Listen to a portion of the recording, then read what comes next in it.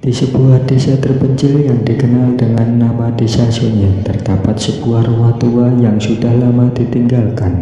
Warga setempat selalu menghindari dari rumah itu, terutama saat malam menjelang, karena cerita-cerita menyeramkan yang menyelimuti setiap sudut bangunannya. Konon, rumah itu dibangun pada masa penjajahan Belanda dan pernah menjadi kediaman seorang pejabat yang terkenal kejam. Dikisahkan bahwa pejabat tersebut terlibat dalam eksperimen gelap yang bertujuan untuk menghubungkan dunia manusia dengan alam gaib. Peneliti terlarang itu menimbulkan penderitaan bagi banyak orang, jiwa-jiwa yang tak pernah tenang hingga hari ini. Suatu malam, seorang pemuda bernama Arya yang penasaran dengan cerita mistis itu memutuskan untuk menyelidiki kebenaran di balik desa-desus yang beredar. Ia telah mendengar dari kakaknya bahwa rumah tua itu menyimpan rahasia kelam dan keberadaan arwah-arwah yang tersisa yang masih menghuni setiap ruangan. Dengan bekal senter dan keberanian yang tersisa, Arya pun melangkah memasuki gerbang berkarat yang menandai pintu masuk rumah tersebut. Begitu melangkah ke dalam, udara dingin yang menusuk segera menyambut lantai kayu yang melapuk berdiri di setiap langkah, seolah-olah rumah itu sendiri mengeluh karena telah lama terkurung dalam kesucian dan kemarahan. Dinding-dinding yang dipenuhi lukisan-lukisan usang seolah menyimpan cerita penderitaan masa lalu. Arya mulai menjelajah ruangan demi ruangan. Di salah satu ruang tamu, ia menemukan sebuah meja besar yang tampak seperti saksi bisu dari pertemuan-pertemuan rahasia yang terjadi di malam hari. Di atas meja terdapat sebuah buku catatan usang dengan tinta yang hampir pudar. Saat Arya membuka buku itu, ia mendapati tulisan tangan yang menyampaikan mantra-mantra dan kutukan yang pernah diucapkan oleh pemilik rumah itu. Di antara halaman-halamannya terdapat kalimat yang membuat darahnya berdesir.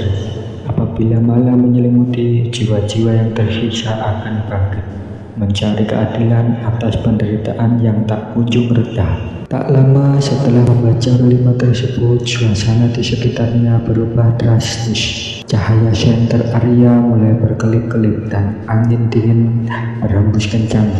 Meski jendela-jendela sudah tertutup rapat, dari balik bayang-bayang ia mendengar bisikan halus yang seolah memanggil namanya.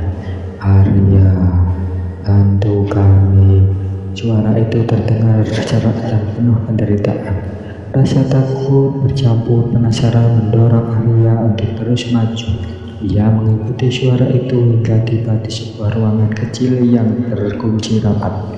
Dengan segenap keberaniannya, Arya mendorong pintu kayu berat itu, dan di baliknya ia melihat sebuah altar kecil yang dihiasi lilin-lilin hitam. Di tengah altar terdapat sebuah foto keluarga yang tampak usang dan hampir pudar warnanya. Namun, yang paling mencolok adalah siluet samar seorang wanita yang tampak menangis di pojok ruangan. Tiba-tiba suhu ruangan semakin menurun drastis. Udara terasa berat dan penuh dengan aroma dupa yang tidak bisa dijelaskan. Dari bayang-bayang, sosok wanita itu perlahan mendekat. Matanya yang suram menatap tajam ke arah Arya. "Mengapa kau mengganggu kami?" bisiknya seolah-olah berasal dari kedalaman neraka. Arya terpaku, jantungnya berdegup kencang. Sementara suara wanita itu terus bergema. "Kami yang terjebak di antara dunia, kami yang menjadi korban kejahatan dan pengkhianatan. Hanya dengan keadilanlah kami bisa tenang." Dalam sekejap, pemandangan di ruangan itu berubah. Arya mendapati dirinya berada di tengah-tengah bayangan masa lalu. Adegan kelam yang memperlihatkan penderitaan warga desa, kezaliman pejabat Belanda, dan ritual gelap yang dilakukan demi mendapatkan kekuatan mistis. Ia menyaksikan penderitaan yang tak terhitung, tangisan dan ratapan yang mengucap hatinya. Semua itu begitu nyata, seolah-olah waktu berhenti dan mengungkapkan kebenaran yang selama ini disembunyikan. Ketika puncak mimpi buruk itu mencapai titik tertinggi, sosok wanita itu mengulangi, "Bantulah kami Arya, carilah kebenaran yang telah lama terkubur dan bebaskan jiwa-jiwa yang telah tertindas." Dengan suara yang masih bergema dalam pikirnya, Arya merasa beban tanggung jawab yang luar biasa. Ia tahu bahwa ia tidak bisa kembali begitu saja. Ada sesuatu yang harus diselesaikan. Dengan gemetar, Arya berjanji dalam hati untuk mengungkap semua rahasia kelam yang tersembunyi di balik rumah tua itu. Keesokan harinya ia kembali ke desa dan mulai menggali arsip-arsip lama, mewawancarai tetua desa dan mencari tahu lebih banyak tentang kejadian tragis yang pernah terjadi. Penyelidikan itu membawanya pada penemuan-penemuan yang mengejutkan. Bukti-bukti sejarah tentang penyiksaan dan ritual mistis yang dilakukan oleh pejabat Belanda, serta kisah-kisah rakyat tentang arwah yang belum tenang. Meskipun perjalanan mengungkap kebenaran itu penuh dengan risiko dan ketakutan, Arya tak pernah mundur.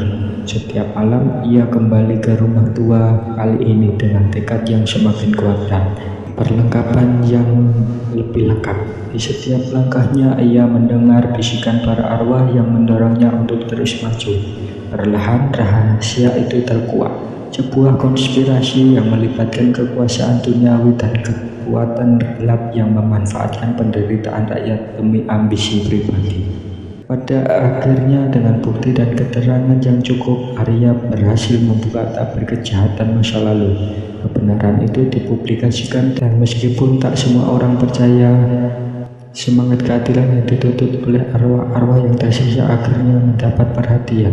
Warga desa pun mulai menyadari bahwa masa lalu harus dihadapi agar masa depan bisa lebih damai.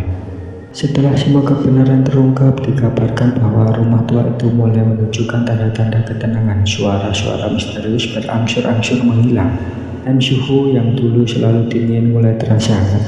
Seakan-akan arwah-arwah itu menemukan kedamaian. Meski begitu, bagi Arya dan beberapa orang yang pernah menyaksikan langsung, pengalaman itu tetap menjadi kenangan mengerikan yang tak pernah terlupakan.